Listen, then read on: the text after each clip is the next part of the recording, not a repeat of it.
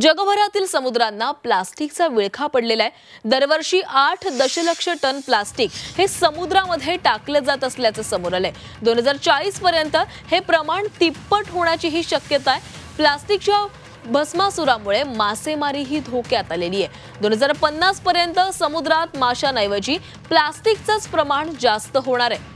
Global warming बरोबरच प्लास्टिकची नवी समस्या महासागरांना भेडसावू लागलेली आहे। 2021 मध्ये 17 दशलक्ष मेट्रिक टनांहून अधिक प्लास्टिक कचरा जगाच्या महासागरांमध्ये टाकला गेला। 2040 पर्यंत हे प्रमाण दुप्पट ते तिप्पट होणार असल्याचं बोललं जातंय। संयुक्त राष्ट्राच्या अभ्यासानुसार 2050 पर्यंत समुद्रात माशांऐवजी प्लास्टिकचे प्रमाण जास्त होणार आहे, असा इशारा रत्नागिरी येथील मत्स्य महाविद्यालयाच्या मत्स्य जीवशास्त्र विभाग प्रमुख डॉक्टर स्वप्नजा मोहिते यांनी दिलाय। या प्लास्टिक रूपी भस्मासुरामुळे मासेमारी व्यवसायही धोक्यात आलेला आहे।